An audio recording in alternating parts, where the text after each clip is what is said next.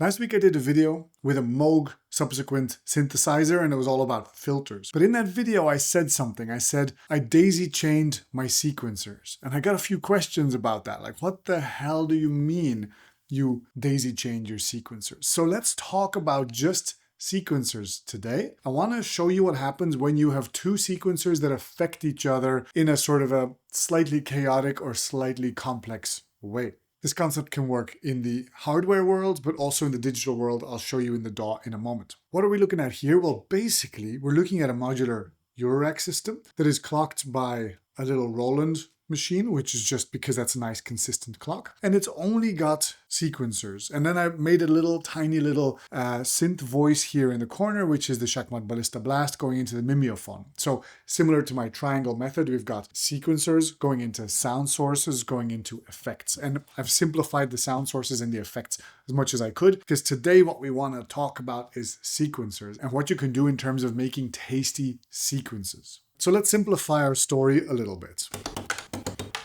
The signals that we want to end up with are a gate signal and a pitch signal. So gate and voltage per octave. And the simplest way of doing that would be with the Moog DFAM. That's got everything that we need inside of it. This is the simple, undaisy chained sequencer. And it's got 8 steps that just go in a circle again and again and again and again. And I can take the trigger, put that into the gate, take the pitch, put that into voltage per octave.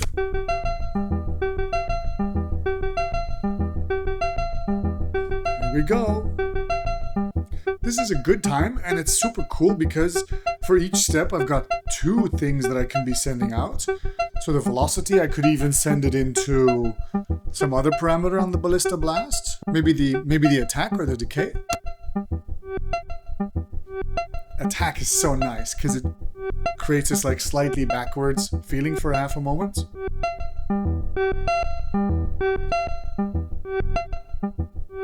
One thing that we're going to notice is that it's going to feel loopy. It's going to feel loopy very quickly because every cycle is the same 8 steps again and again and again and again. And so that's why today we want to look at the concept of daisy chaining sequencers. And that just means that basically let's involve another step sequencer, this 8-step sequencer, for example, and have this running also at the same time as the Moog DFAM. So what we need is a clock coming from here, controlling the DFAM, but also a clock coming from here, controlling the step sequencer. So when we hit go here,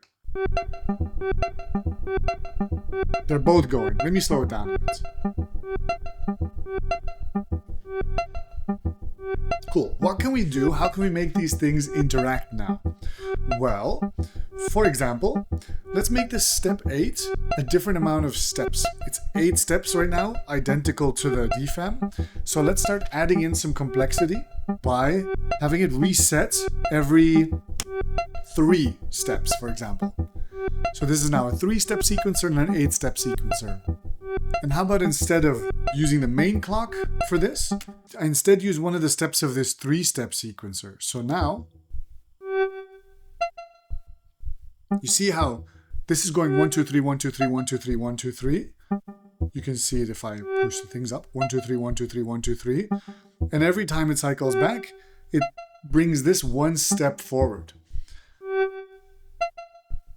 So this is now, it's kind of acting like a clock divider, if you know what that is. And so now we can have these 1, 2, 3. For example, how about we send the pitch out?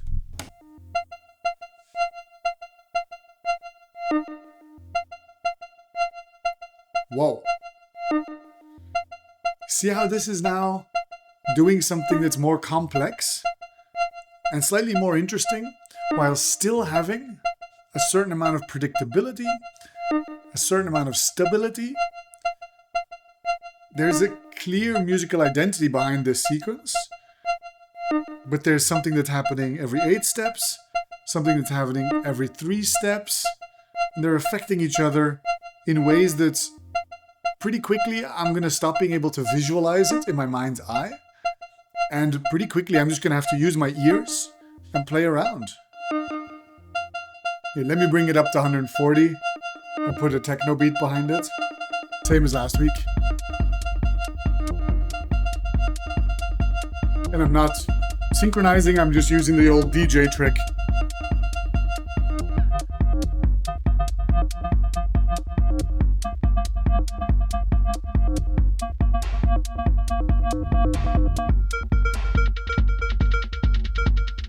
Now I'm going to try moving some things around.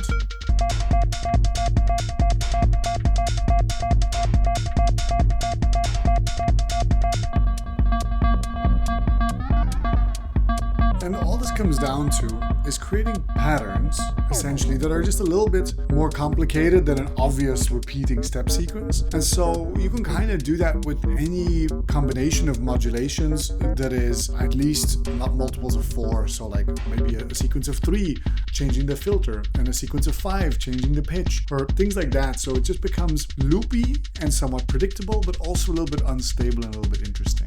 For example, I could get this Euclidean sequencer in for the triggers. That could be a good idea.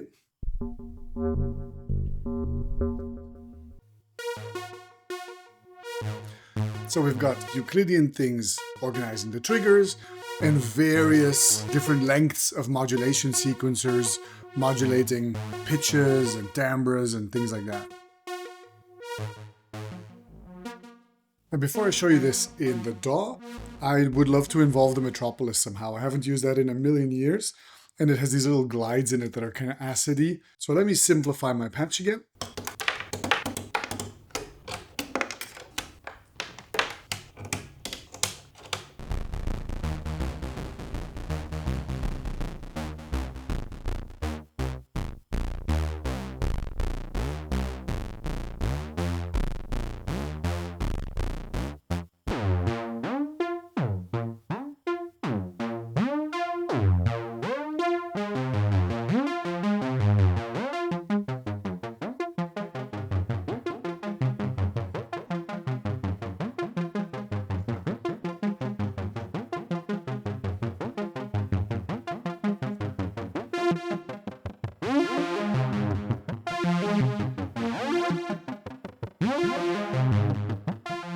Alright, so here we go. We've now got the Metropolis mostly doing a sequence on the ballista, but we've got some modulation sequencers here working on the decay, for example, pushing and pulling this sound into different directions.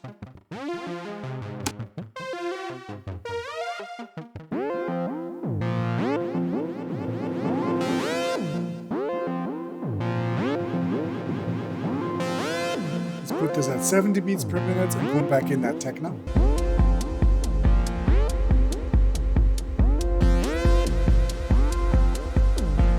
Let's try some different timbres.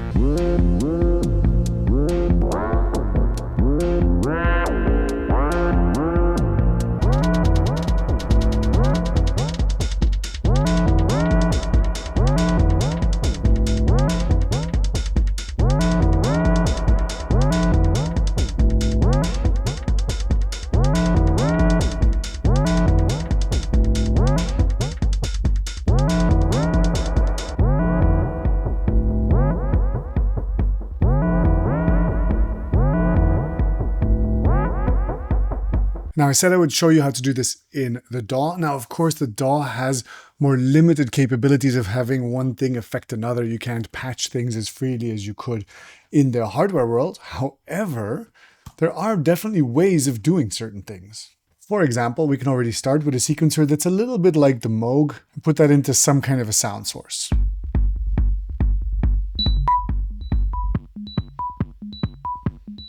Cool.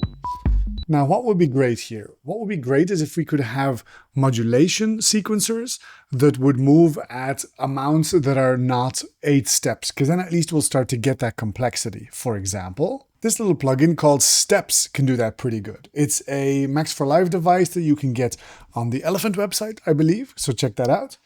And so you can just hit map and then hit a parameter, for example, the time. And then the amount of steps you can set to some nice amount, like 5, for example.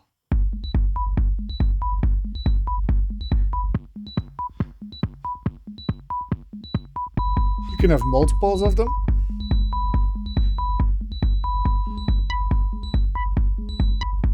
And let's put some delay and some reverb on there.